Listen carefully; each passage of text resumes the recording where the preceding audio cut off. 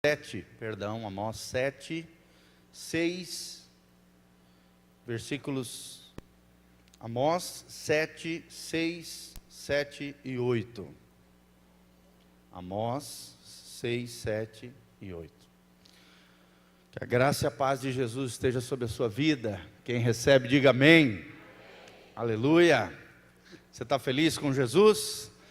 Deus tem feito grandes coisas sobre a tua vida?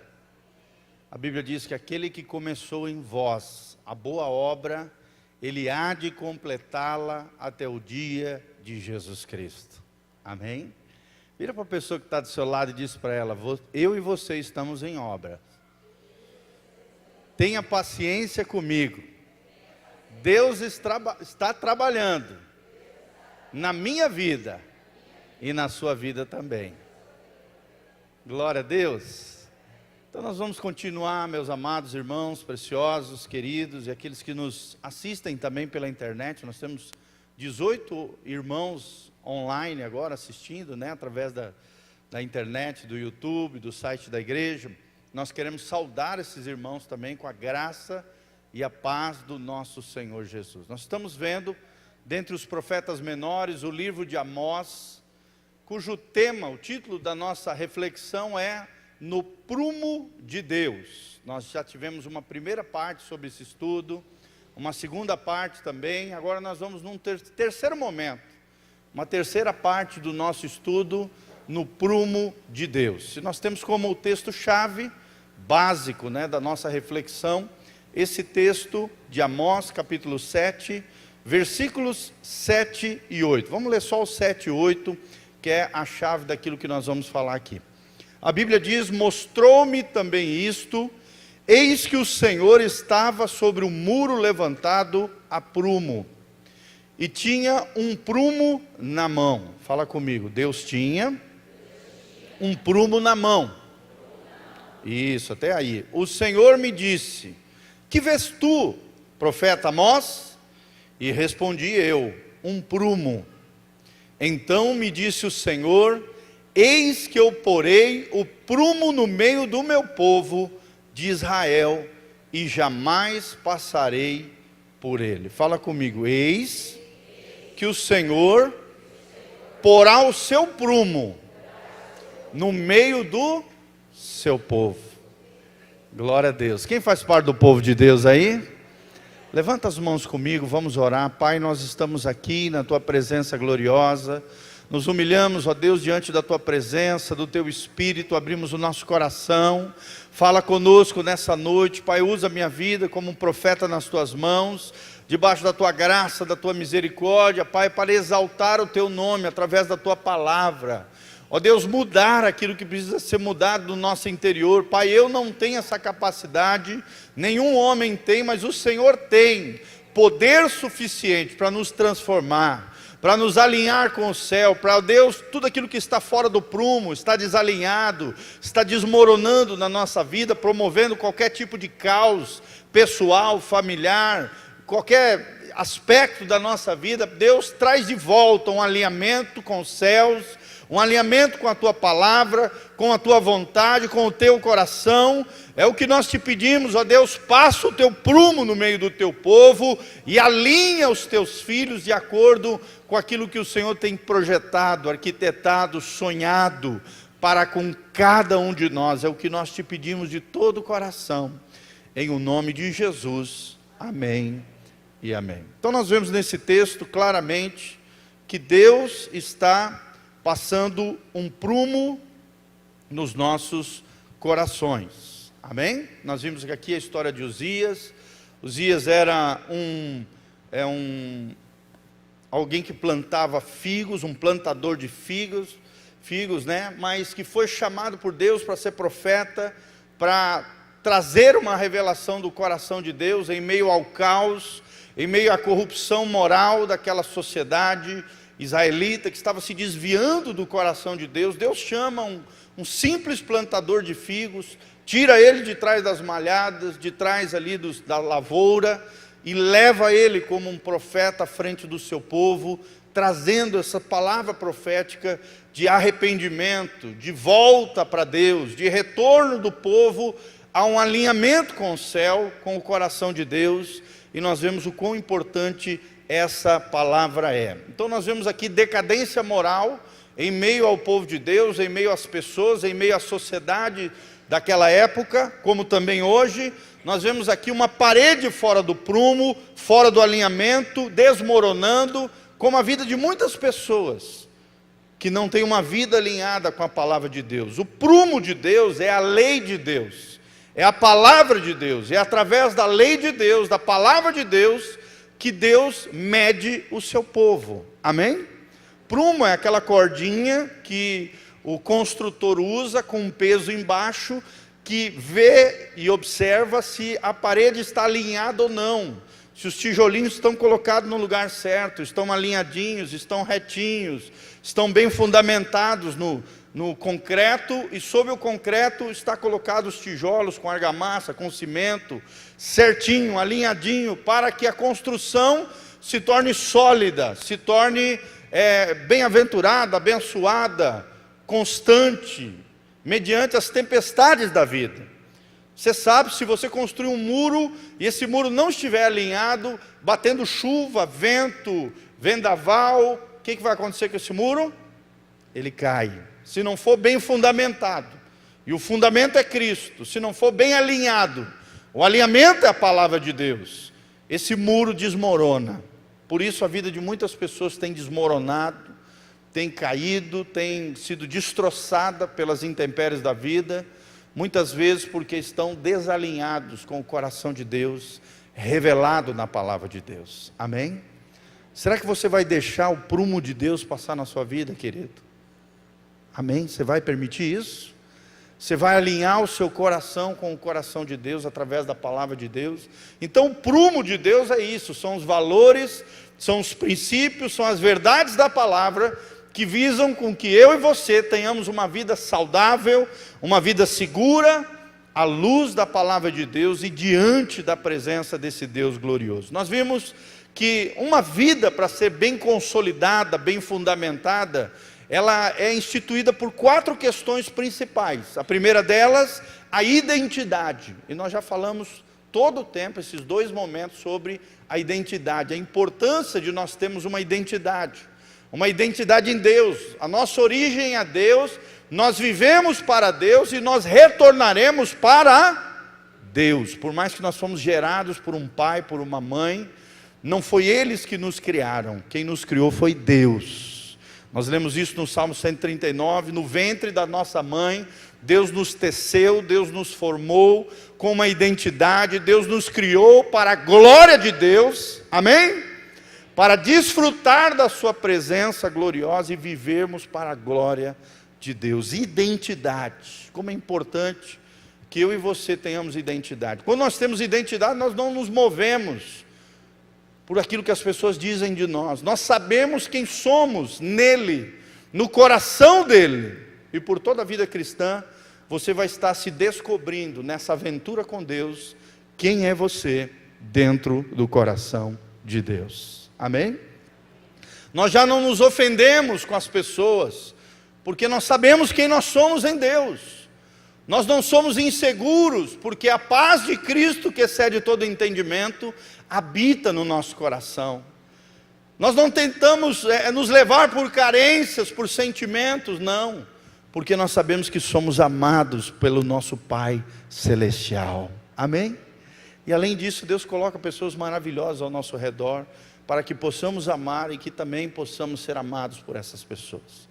Mas infelizmente, quando nós não temos uma identidade definida, quando Satanás, através dos pecados, das circunstâncias, dos problemas, das adversidades, de alguma maneira tenta desfigurar, despersonalizar, tenta destruir a nossa identidade, e ele sabe o poder disso. Quando ele destrói a tua identidade, ele destrói o teu destino. Fala comigo, identidade gera destino. Satanás sabe disso, por isso ele quer destruir a tua identidade. Porque ele sabe que se destruir a tua identidade, ele destrói o teu destino. Mas Jesus está aqui, pela sua palavra, para resgatar eu e você, quanto à nossa identidade. Amém? Uma identidade esfacelada, destruída por Satanás, ela é facilmente ferida. E aí, através das feridas da alma, nós aprendemos aqui, geralmente nós reagimos de duas maneiras equivocadas. Ou você reage através da agressividade e sai ferindo, arrebentando pessoas, falando palavrão, ofendendo, amaldiçoando, né? Praguejando na vida das pessoas, destruindo as pessoas com a língua. Nós aprendemos que a língua é como a boca é como um arco e a língua é como uma flecha, que ela tem a capacidade de construir ou destruir a vida de uma pessoa. E assim muitas pessoas são agressivas, grossas, estúpidas, mal educadas, ferinas. Toda pessoa ferina, ela é na verdade uma pessoa ferida. Precisa da cura e da restauração do Senhor Jesus. Amém? Será que você não tem ferido as pessoas que estão ao seu redor? Será que você tem ferido ou construído, edificado, abençoado a vida? Nós temos aprendido que quando nós abrimos a nossa boca para abençoar as pessoas, o que acontece com o coração das pessoas? O coração das pessoas se abre para você. Fala assim comigo: quando eu abençoo pessoas, o coração dessas pessoas se abre para mim. Olha que coisa tremenda, gente. Mas quando você pragueja, fala palavrão, ofende, critica só, fala coisas negativas, destrutivas, quando você amaldiçoa as pessoas com a boca, o coração das pessoas se fecha para você.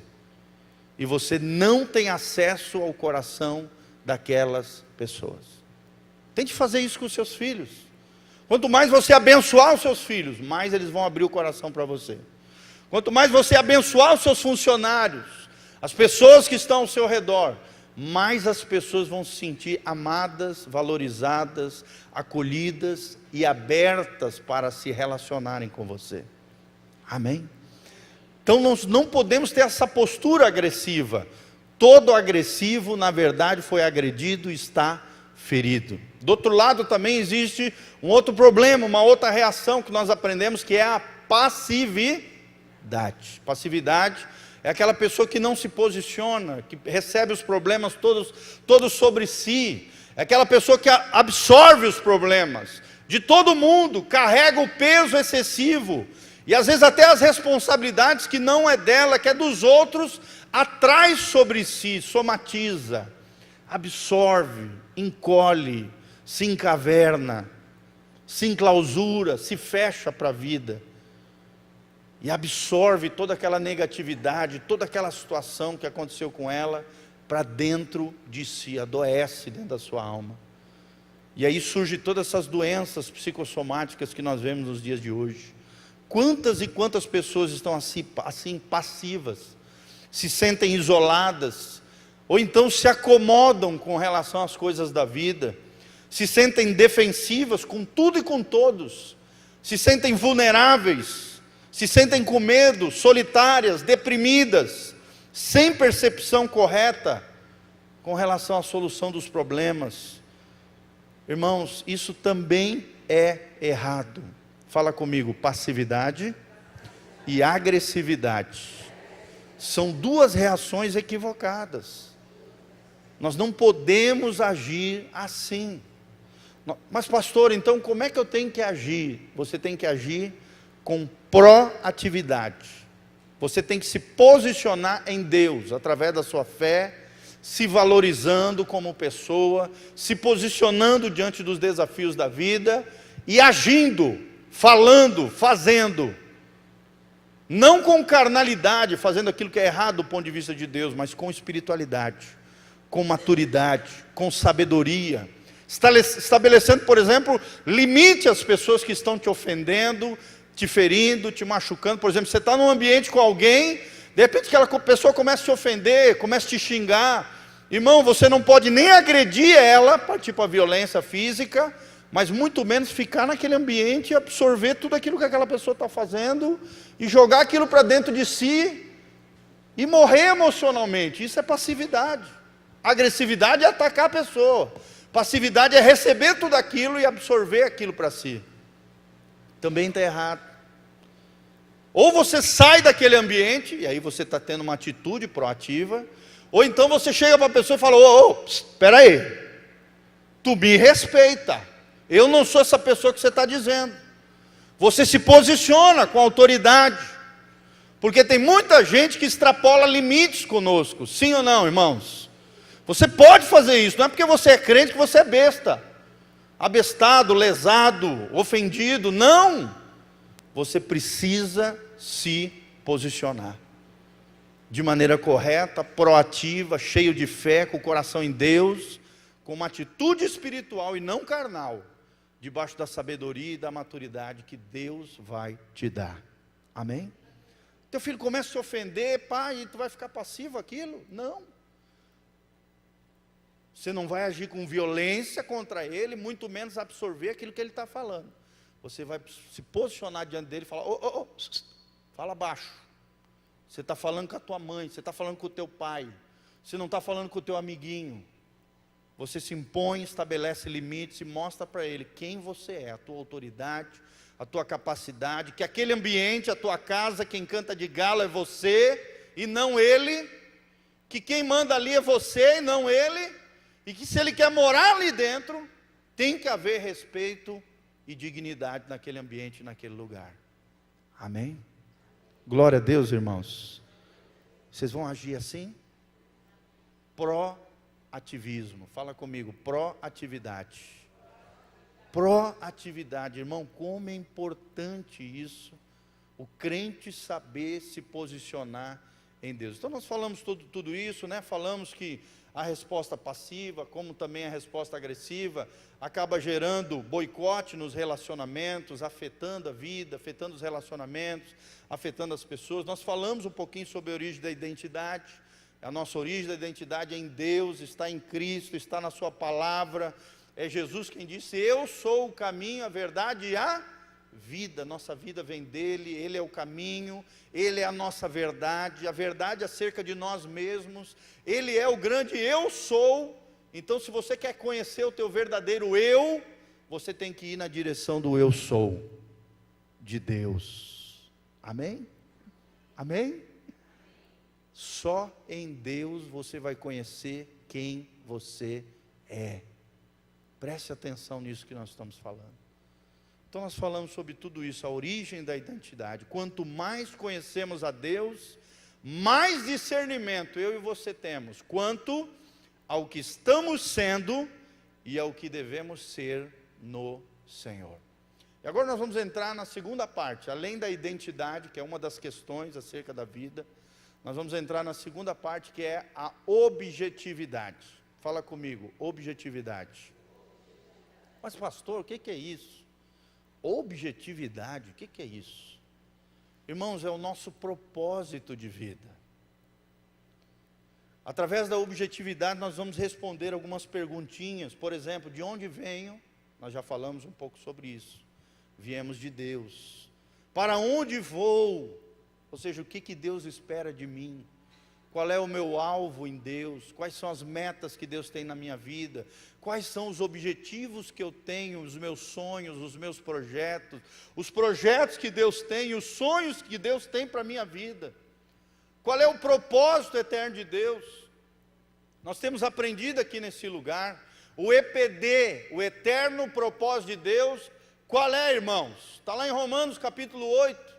O eterno propósito de Deus é ter uma grande família, de muitos filhos semelhantes a Jesus. Vamos falar junto? O eterno propósito de Deus.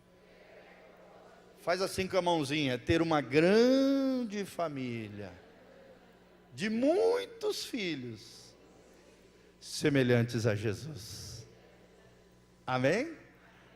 Para não esquecer, qual é o eterno propósito de Deus? É ter uma grande família, de muitos filhos semelhantes a Jesus de Nazaré. Será que você está sendo parecido com Jesus? Será que as pessoas têm visto Jesus em você? Nós temos aprendido aqui, eu falei já várias vezes, vou repetir, Deus não quer que você seja nem um anjo, nem muito menos um demônio. Deus quer que você seja um ser humano. parecido com Jesus. Quanto mais nós formos parecidos com Jesus, melhores seres humanos nós seremos. Infelizmente, tem muitos cristãos que se dizem crentes, se dizem cristãos, se dizem do cristianismo, que são terríveis seres humanos, gente. Isso só prova uma coisa: eles não entenderam nada qual é o eterno propósito de Deus para as suas vidas. Porque se eles entendessem qual é a objetividade, o propósito, a visão que Deus tinha para cada um deles, com certeza, irmãos, eles seriam semelhantes a Jesus. Amém? Quantos querem ser parecidos com Jesus aqui? Lembre-se, quando você estiver diante de uma situação hostil, diante de um desafio da vida, ao responder a alguém, ao tomar uma decisão na sua vida, uma escolha importante para você, você tem que parar, pensar, analisar o que Jesus faria no seu lugar. Como é que Jesus reagiria naquela situação? Existiu até um grande movimento, queria até indicar um livro para vocês, de um autor norte-americano, não me lembro o primeiro nome dele, só sei que o segundo nome é Sheldon. Tem um livro chamado Nos Passos de Jesus. Nos Passos de Jesus. Esse livro é tremendo. Em 1970, esse escritor escreveu esse livro. O povo norte-americano, os cristãos norte-americanos começaram a ler. Irmãos, esse livro revolucionou cidades. Porque as pessoas começaram a entrar dentro de um movimento chamado What Would Jesus Do? Que significa, o que Jesus faria no meu lugar? O que Jesus faria no meu lugar? Os empresários começaram a se perguntar diante de uma decisão importante: o que Jesus faria aqui no meu lugar? Os policiais começaram a se perguntar: o que Jesus faria aqui nesse lugar? Todos os ofícios, todas as profissões, todas as pessoas na sociedade que se diziam cristãs, que foram tocadas através dessa literatura, começaram a parar e pensar o que elas fariam se Jesus estivesse no lugar delas. Isso começou a revolucionar cidades do interior norte-americano. Irmão, será que você tem perguntado para Deus o que Jesus faria no seu lugar? Diante de uma decisão importante que você precisa tomar, o que Jesus faria no seu lugar? Será que nós estamos vivendo esse eterno propósito de Deus para a nossa vida? Presta atenção nisso. Objetividade fala de uma história, a sua história de vida. Objetividade fala de um destino. O seu e o meu destino, qual é, irmãos? É o coração de Deus. O meu e o seu destino é o céu. Amém? Quem quer ir para o céu aí? Dá glória a Deus. Será que você está se preparando para o céu? Mais do que isso, eu vou fazer outra pergunta. Será que você tem atraído o céu para a sua vida, para a sua casa, para a sua família, para a sua empresa, para os seus negócios, na sua escola, na sua faculdade? Porque é fácil dizer: eu quero ir para o céu. Quero ver atrair o céu através de uma vida parecida com Jesus de Nazaré, aqui na terra. Amém? Será que o seu casamento tem sido um pedacinho do céu ou um pedacinho do inferno? Irmão, hoje vai doer. Será que o relacionamento com os seus filhos, com os seus familiares, com os seus amigos, com os seus colegas de trabalho, tem sido um pedacinho do céu ou um pedacinho do inferno? Será que você tem infernizado a vida das pessoas, ou você tem trazido uma visão celestial, uma presença celestial para onde Deus tem te colocado? Hein, irmãos? Não é à toa que Jesus falava: venha nós o teu reino, seja feita a tua vontade, assim na terra como é feita nos céus, a vontade de Deus tem que ser feita na terra. Como? Através dos filhos de Deus. Sabe como é que nós atraímos o céu para a terra? Obedecendo a Deus, sendo parecido com Jesus, atraindo a presença de Deus para a terra, através de uma vida de obediência, de alinhamento com o céu, no prumo de Deus. É isso que Deus tem para mim e para você. Preste atenção. Objetividade fala da nossa herança. Você sabe qual é a tua herança em Cristo?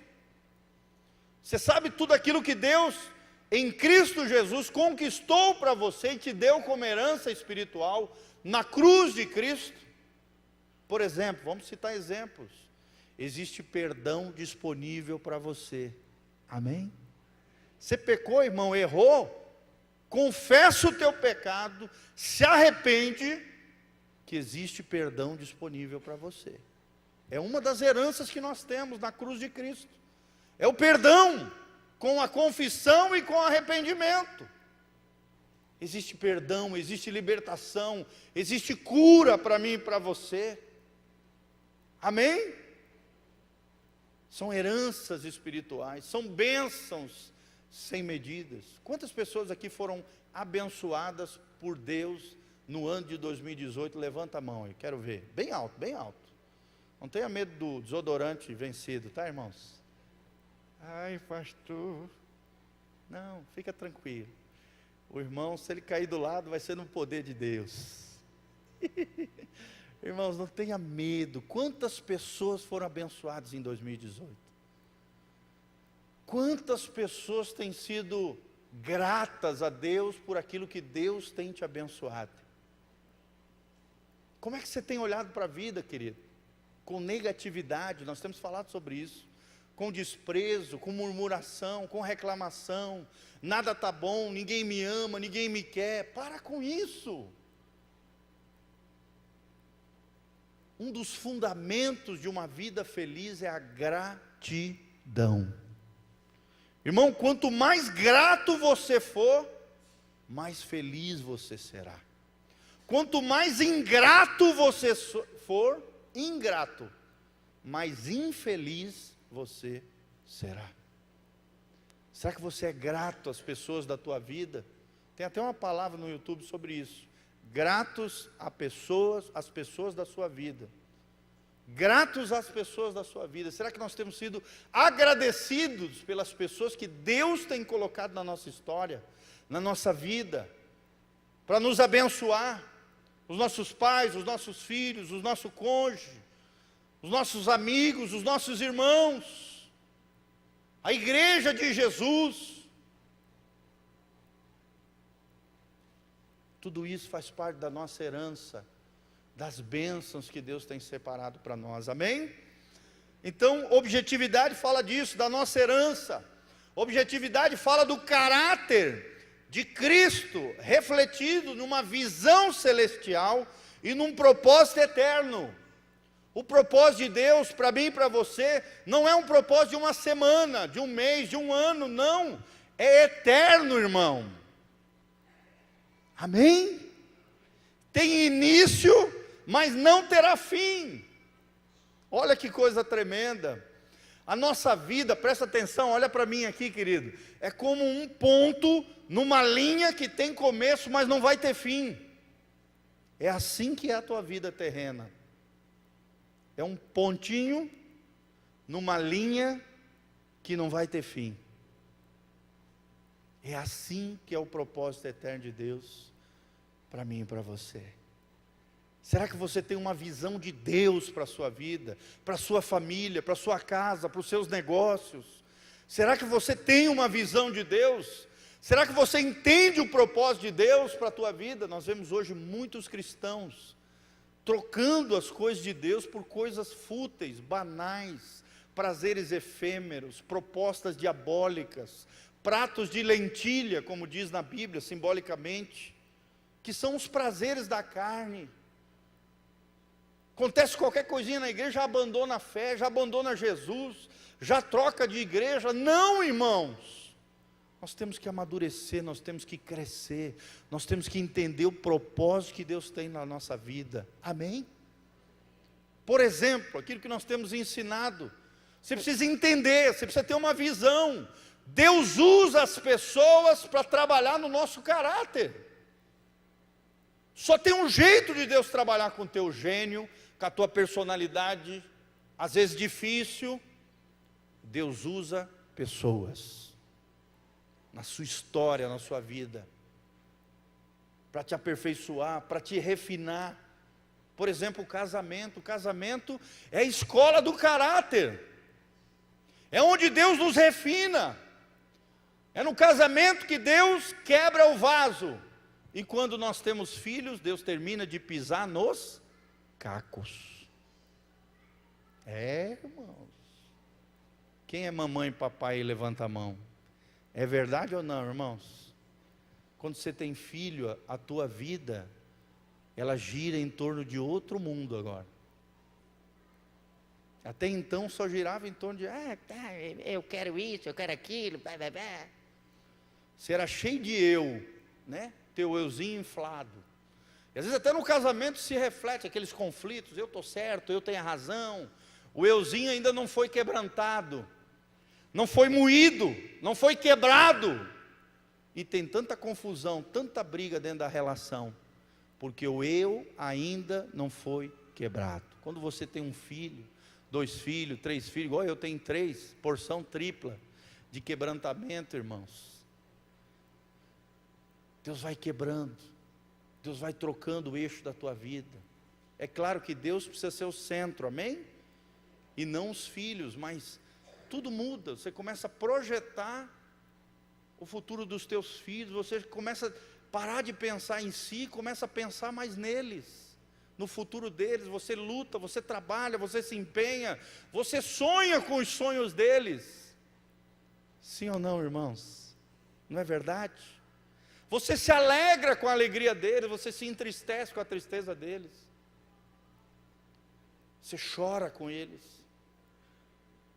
É Deus quebrando o nosso eu, quebrando o nosso ego, aquela parte egoísta que existe dentro de nós. É Deus trabalhando o nosso caráter. Vira para o irmão que está do seu lado e fala assim: deixa Deus trabalhar no teu caráter, deixa Deus te refinar. Querido, deixa Deus trabalhar comigo, com você. Isso fala de objetividade. É Deus sendo objetivo, é Deus cumprindo o seu propósito, é Deus cumprindo o seu alvo na tua vida e na minha vida. É Deus usando pessoas como o cinzel de Deus. O que é o cinzel, pastor? É aquela ferramenta que o escultor usa na madeira, no gesso, para formar uma imagem. Qual é essa imagem que Deus está formando em nós? A imagem de Jesus. A maior obra-prima que existe na face da terra é a imagem de Jesus formada em nós. E qual é o cinzel de Deus na nossa vida? São as pessoas. As pessoas são o cinzel de Deus. Nós estamos na oficina de Deus. E Deus é o escultor que está nos esculpindo a imagem e semelhança de Jesus. Será que você vai deixar Deus esculpir você? Deus trabalhar em você? E o trabalho de Deus às vezes dói. Sim ou não, irmãos? Tem que ter uma paciência de Jó. Tem que ter um domínio próprio em determinadas situações. Não é fácil. Não é fácil. Não é fácil, mas é Deus usando da sua objetividade, formando o caráter de Cristo na sua vida e na minha vida. Todos nós temos um desejo inato na nossa vida, de direção, de propósito de vida. Deus nos deu, Deus colocou dentro de nós um desejo por uma direção. Sim ou não, irmãos? Uma das piores coisas do mundo é quando você se sente perdido num lugar, numa cidade. Não é verdade? É terrível, no meio do mato.